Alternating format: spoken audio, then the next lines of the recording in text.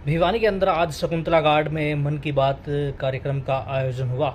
उसके अंदर आज मनमोहन बडोली जी और राष्ट्रीय अध्यक्ष और भी काफ़ी जो है बीजेपी के नेता वहां पर पहुंचे और उन्होंने कहा कि देश के प्रधानमंत्री नरेंद्र मोदी ने आज मन की बात में काफ़ी ऐसी बात की हैं जो कि देश को आगे बढ़ाने के लिए काफ़ी अच्छे और उत्तरदायी हैं। इसके साथ साथ ही उन्होंने कहा कि आज देश जिस प्रगति पर चल रहा है उससे यह लगता है कि 2047 तक भारत पूरी तरह से विकसित हो जाएगा। इसके साथ साथ मोहन लाल बडोली ने कहा कि जो सीट के एग्ज़ाम और जो हरियाणा बोर्ड के रिजल्ट में जो देरी हो रही है वो जल्द से जल्द पूरी हो जाएगी।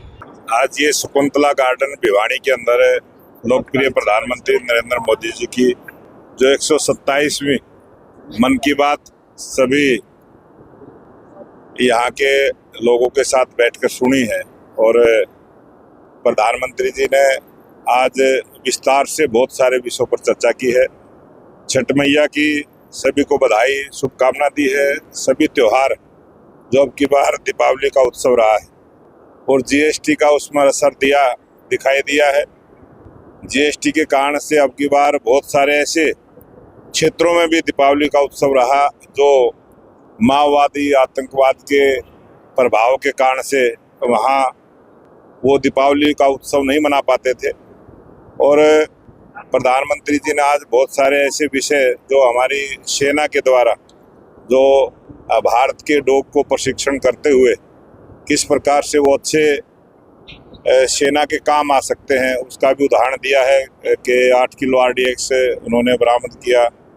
और देश के प्रधानमंत्री नरेंद्र मोदी जी ने जहां आज बहुत सारे विषयों पर चर्चा की है वहां ऐसे ऐसे जो अपने देश में बहुत सारे लोगों को पता नहीं है कि 31 तारीख को सरदार वल्लभ भाई पटेल जी ने इस देश को और 562 रियासतों को जोड़ते हुए लौह पुरुष के रूप में जो हम मानते हैं उनका भी 31 को रन फॉर यूनिटी के माध्यम से पूरे देश में प्रोग्राम रहेंगे। और विस्तार से जो चर्चा आज की है उन सब की जानकारी सबको मिली है। बहुत अच्छा 127वीं मन की बात में अनेक मुद्दों को प्रधानमंत्री जी ने आज शेयर किया है। जो वंदे मातरम जो हमारा आज़ादी से पहले जो वंदे मातरम का संगीत तैयार हुआ था और उस वंदे मातरम का नाम लेके बहुत सारे लोगों ने आज़ादी में जो अपना योगदान दिया है उसका भी 150वां उत्सव जो है 7 नवंबर को हम मनाने वाले हैं उसकी भी चर्चा आज प्रधानमंत्री जी ने की। पंडित जी, राष्ट्रीय अध्यक्ष का चुनाव कब तक होगा? हरियाणा में प्रदेश अध्यक्ष का चुनाव कब तक होगा? ये अभी इस प्रकार का जो चुनाव का है वो जैसे ही ऊपर से केंद्र से शेड्यूल जारी होगा।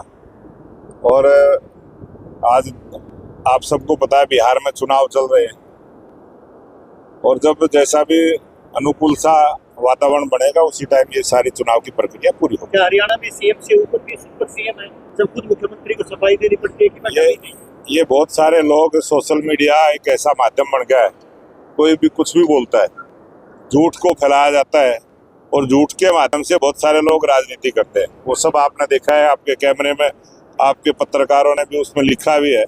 बहुत सारे लोग ऐसे अनाप शनाप बयानबाजी करते हैं और वो किसी के बारे में कुछ भी कह देते हैं, झूठ बोलते हैं और झूठ का प्रचार करते हैं। सर, हरियाणा प्रदेश में सीईटी एग्जाम को लेकर एक आगाज एक महीने का आ जाएगा, स्टेट एग्जाम को लेकर एक आगाज एक महीने चल रहा है।